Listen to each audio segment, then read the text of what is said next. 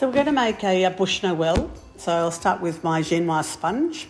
The ingredients I need are whole eggs, sugar, plain flour, cocoa, milk, oil and vanilla. Then we'll need for mascarpone honey mousse, double cream, like a dollop cream, pure thickened cream, lemon zest, vanilla bean, a light floral honey, egg yolks, corn flour, caster sugar and mascarpone. For our ganache, we'll need a dark couverture chocolate, cream and milk. For our meringue mushrooms, egg white, caster sugar, a pinch of salt and some cream of tartar, and some chocolate if you want to stick your meringues together. And then we'll need a light dusting of cocoa and icing sugar for our final work. And then obviously some berries. So today I'm going to use blackberries, but you could use raspberries or figs or anything else. Today we're going to make a Bûche de Noël. So I'm going to start off with my eggs. I've got eggs, so I'm going to warm that up to 2 degrees and pop that in my mixer. I'm going to sieve my dry ingredients and I'm going to warm my milk and add it. Okay? This is a really simple sponge. It's nice and flexible. Okay, so let's get started.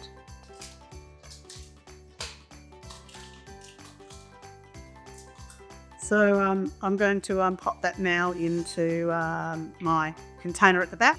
Okay, so I'm going to sift my flour and I'm going to do that twice because I need to have it nice and light. Okay. Now just keep an eye on your eggs because you don't want to overcook them. Okay, so probably go and have a look at those right now.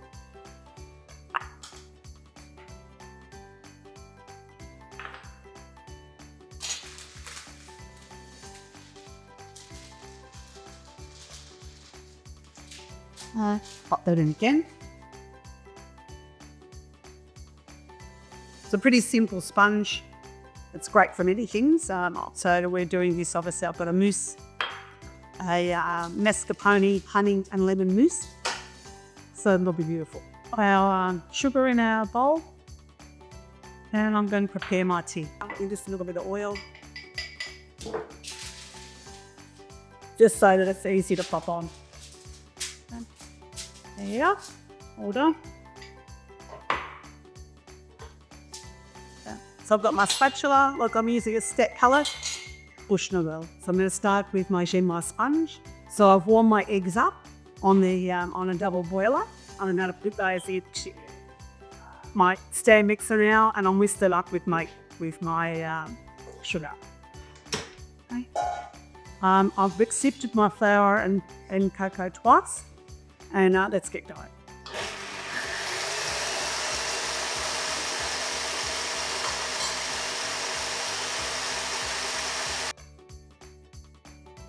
So my eggs have now doubled in size, so I'm now going to add my dry ingredients. My milk is warm, about 30 degrees. It's now ready, so I'm going to add my milk slowly. And now I'm going to add my oil and a little bit of vanilla bean paste. And that's it for the mix.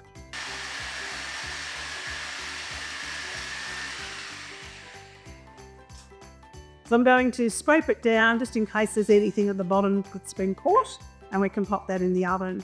Okay, takes about 10 minutes, 8 to 10 minutes. Okay, we roll it up when it's nice and soft and warm. And then we can start adding our filling.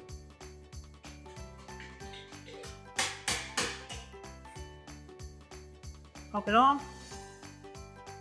So if there's anything left in the bottom, it's really important to get it out, as there's not a lot of dry ingredients and it won't set.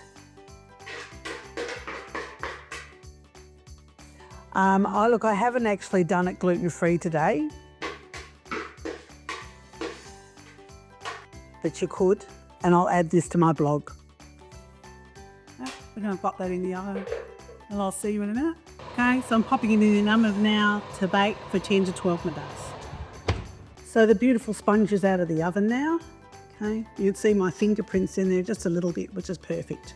Okay, so it's beautiful, it's out of the oven. So I'm now going to cut the edges. Okay, just float over a little bit because it's nice and big. Okay, and I'm going to turn it over. Okay. Okay, so now don't let it cook too much.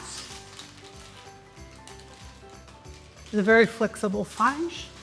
Okay, so we're going to roll it now. So we're going to move on to our eggs and sugar. So I've got eggs and sugar. It's actually egg yolks, not whole eggs. I'm going to whisk those. Okay, so this has now changed colour. Okay, so we're going to pop that back onto our milk and we're going to thicken it up. Okay, but our sponge has just come out of the oven. So we're going to move on to our custard. Okay, so the mousse. Okay, so I'm going to zest my lemon in my pot. Now I'm going to add, in my pot I'm going to add my double cream and my honey. And I'm going to let that simmer. And then I'm going to turn it off and I'm going to add my vanilla and egg yolks. So I've separated my egg yolks. Okay. And I've got a little bit of corn flour to thicken it up. Okay, because it's like a custard.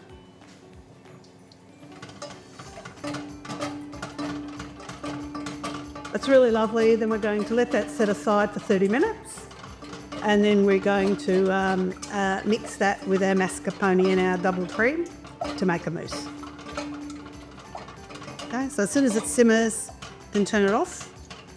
We just want the flavours, the honey, the lemon and the vanilla to infuse. Okay, so you can see now it's just starting to simmer. So I'm going to turn it off. I'm going to add my lemon and my vanilla. I'm going to let that sit for 30 minutes. I'm going to add some corn flour to my egg, just because I want it really thick.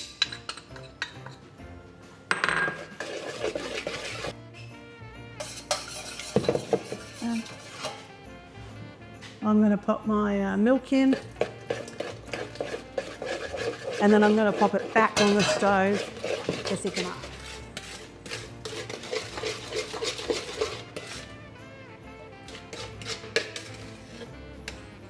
It's got beautiful flavours in it. So don't let it catch, okay, because it's got eggs and milk and corn flour. So as soon as it thickens up, we're going to cool it down and then we can make our mousse.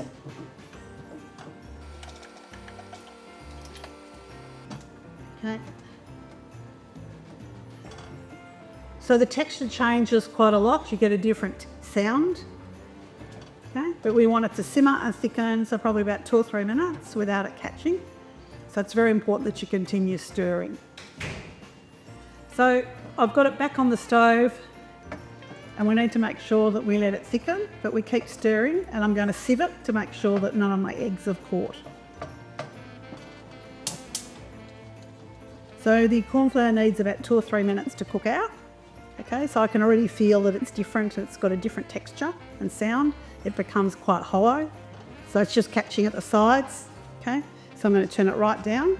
I'm now going to turn it off, and I'm going to sieve it. Pop it in.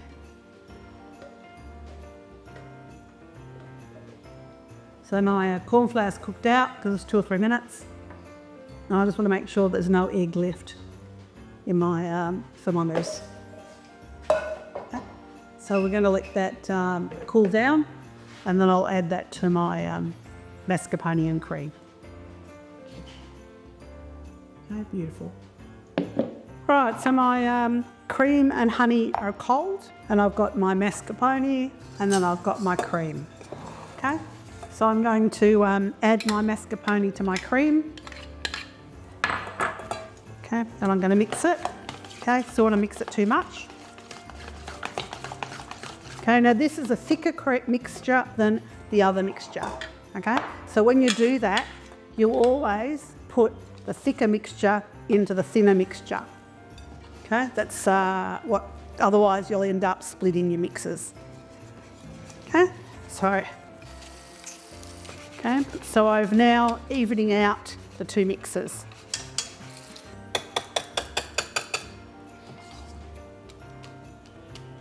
Okay, so I don't want to lose all my aeration. So I've got the nice cream there.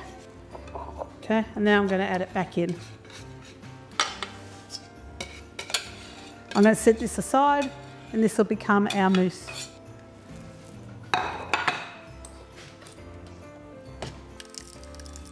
So it's a nice light mixture. You could actually do chocolate if you wanted to, but I actually like this because it's sort of more summery. Okay, so that's done. Okay, I'm going to set that aside for a minute and I'm now going to do my ganache. So I'll grab a step palette knife.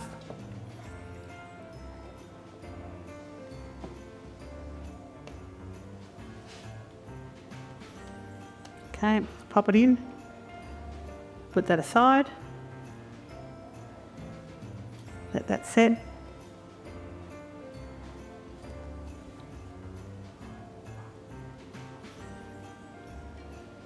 Okay, so I'll let that set and then we'll get moving. So I'm using a dark chocolate. I actually ran out, so I'm using a bit of Lindt actually today, which will be beautiful with a bit of sea salt. And this is for my Bûche de Noël. So let's grab our milk and cream that I'm put on the boil, and then we'll put the chocolate in. Nice and shiny ganache. You can put that over cakes as well. Great. All right, so we'll put that aside because we need to whip that, and we'll keep moving forward. I'm just going to cut the edges so that you can see that you've got the roll there. Okay, and I'm going to cut a small piece like so, and then I'm going to cut it in half. These are going to be my little notches in my Bûche de Noël.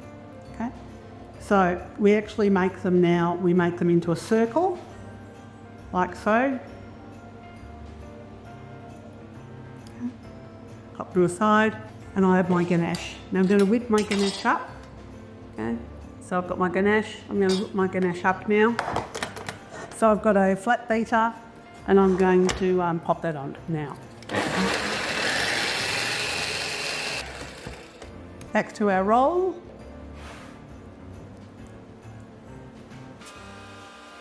So place a thin layer on, pop it in the fridge for a minute, and then come back and do the next layer.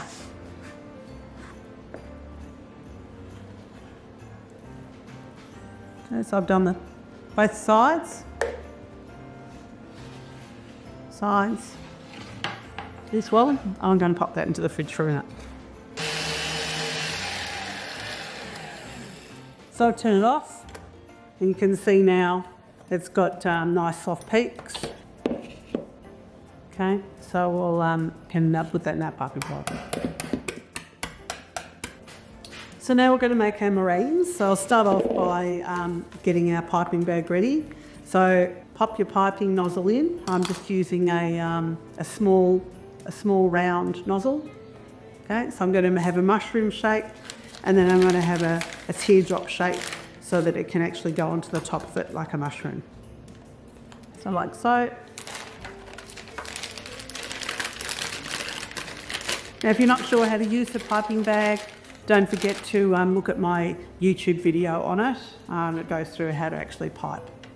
Okay, but it's very easy. Okay, so I'm going to go through again. Okay, so I've got my hand, so I'm actually scraping against my hand so that my piping bag doesn't get dirty on the outside. Okay, so I'm going to push it down.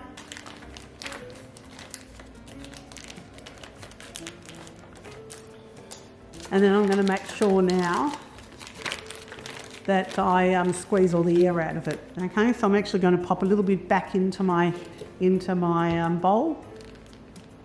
Okay. Okay, so now let's get moving. Okay, so I'm going to hold it tight and actually not move it. Okay, so it's a little bit above the paper.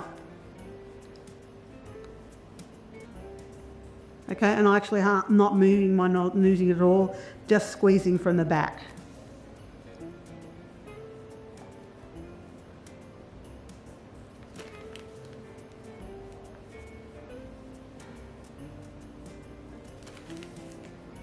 Because these are my mushroom heads.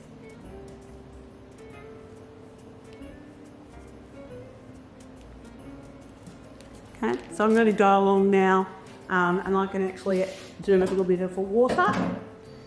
Okay, if you want to with your finger, or you can get a little spatula, okay, and just break off the ends, okay, because we don't want that little knob on my meringue tops.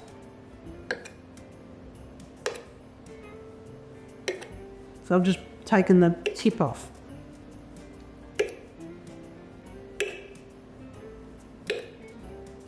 Okay, and so we're now going to move forward and do our bottoms of our mushrooms. I'll pop that into an oven. It's set at 115 degrees, could be about an hour. And it's okay if it actually isn't 100% straight, because it's actually quite nice that the mushrooms move a little bit in your piece. Okay, and I'll pop those in the oven, and we're going to move on to making our, there we are, done.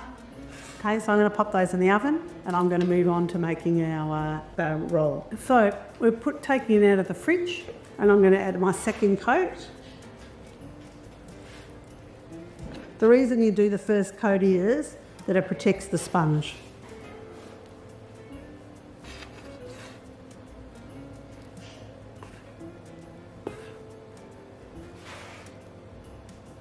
And it's actually easier to work with if the bottom's cold. You'll see in a minute. Okay. So now we're going to add our branch areas.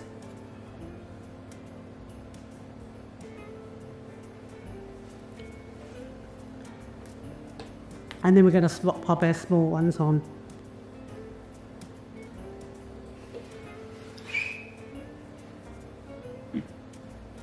Okay, so that's done. And now we're going to pop our small ones on. Okay, so I'm just going to put them on.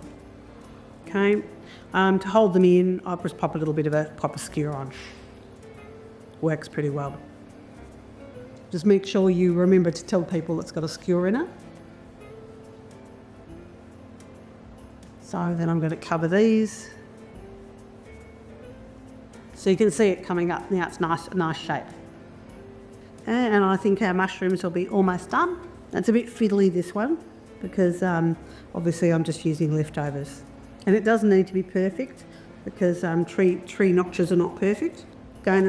Same thing, I'm going to throw that in the fridge for a minute, because it just the sponge goes much better when it's cold.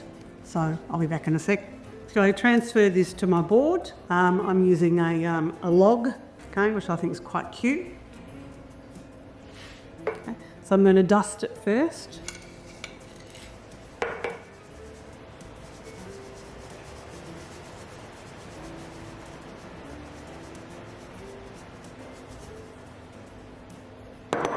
And I'm going to dust it with a little bit of cocoa. Okay, just going to pop a little bit of ganache on the board, so it's got some dirt. So you always want something uneven. Got a nice little piece here, and then I've got my top. Okay, so I'm going to dig a little hole in the bottom. Yeah. So I'm going to pop a little bit of ganache on the bottom. Okay.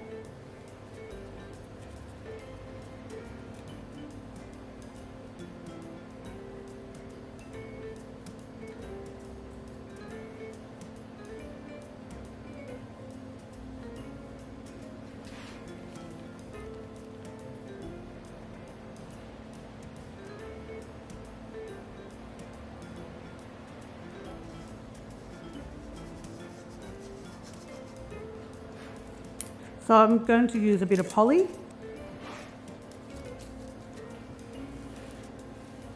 Okay, and I'm finished.